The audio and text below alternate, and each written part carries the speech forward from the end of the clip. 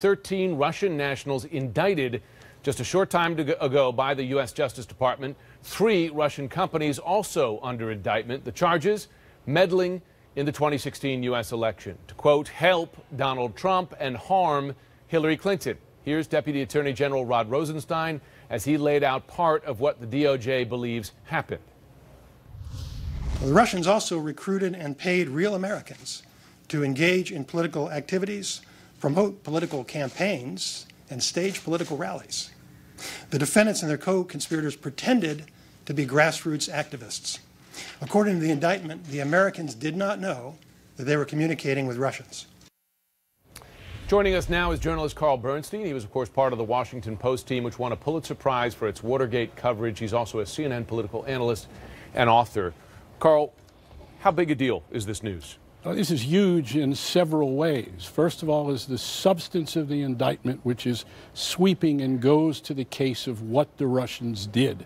And it's very specific, very granular, and very convincing in a way that Donald Trump cannot dismiss this, nor can his acolytes. Secondly, whether intended or not, it is a political stroke of genius by Rod Rosenstein and by the special prosecutor, Robert Mueller, because Trump has been looking, even in the last week, I'm told by people in the White House, for ways to fire Mueller, bury this investigation, and certainly as a first act to get rid of Rosenstein, which he has been complaining about for months and months. And here we have Rod Rosenstein going on national TV with perhaps the most significant announcement of the investigation yet, and being a very responsible, convincing face.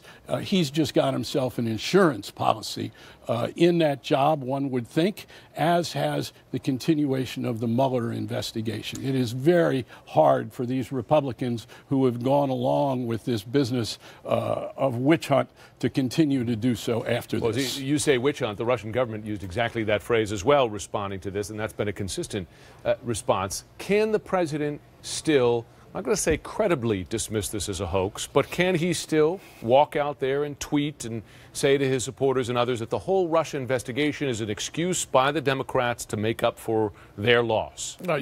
He probably will. He's done it consistently. Remember, he is also playing to his base. His base is his insurance against something awful happening to him in the way of impeachment.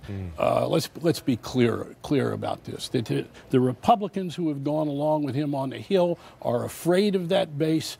They now have to start rethinking as a result of this. How long can they go along blindly with Donald Trump saying, oh, this is all a ruse, this is not important, denying that the Russians really did anything? And the indictment is very specific in its language to the instant case. It does not preclude more indictments. It talks about, yes, unwitting association in this instance. It does not preclude anything further. And what we are seeing as Mueller continues to build cases is that incrementally he is making a picture that we can see suggests an awful lot of interface between people in the Trump campaign and Russians, beginning with the Trump Tower meeting that his son is at. Right, and that was a witting encounter. And that's witting, right, exactly. That was witting.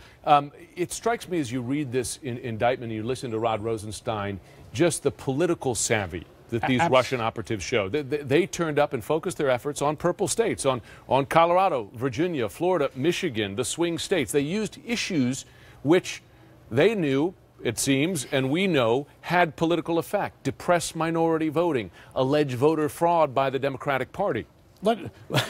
There's a long history to this type of activity, including what the United States did in the Cold War. And during the Cold War, both the United States and Russia became adept at throwing elections in foreign countries. Look at Italy, where we propped up the Christian Democrats, the Social Democrats, for years and years against the communists. This is an old Cold War technique. And indeed, the same Cold Warriors Putin and company are in charge of Russia today and their descendants. So it's not to be surprising that they're so good at this. We would be good at this too if we still did it.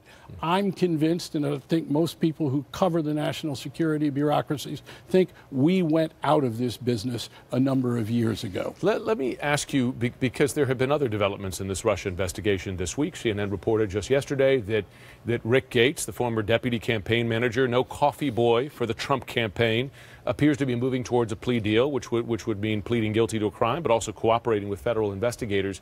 There is a narrative pushed, perhaps wished for, by the president and his allies that this Russia probe is coming to an end. It's petering out. It's going nowhere. And yet, in the last 2 days, you have a third Trump advisor, in effect, going state's evidence, and you have these indictments now. I don't think petering out is at all the situation. It might be hurtling down the tracks in a way that it could conclude with a date final, perhaps, that's in sight down the road after trials. Do you sense that from any of your reporting? Do you see no, a light at the end of the tunnel? No, I don't. But in terms of will Mueller bring a series of more indictments that are somewhat conclusive, we don't know. Mueller's shop is so tight.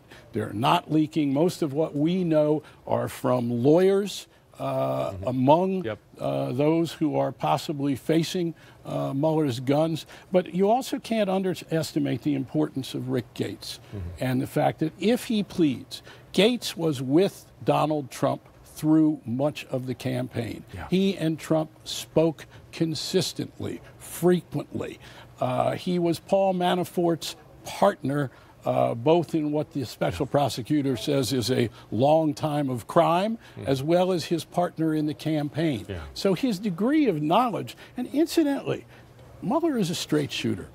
And I think we even see from what Rosenstein said today, if there is exculpatory evidence about the President of the United States, and he did not collude, I think Mueller is going to give it to us straight up and say it up front, and so will Rosenstein. But the way this investigation is going, the idea of saying, quote, there is no collusion here, look, we are seeing evidence of a conspiracy. Who was witting, unwitting in that conspiracy, we don't know yet.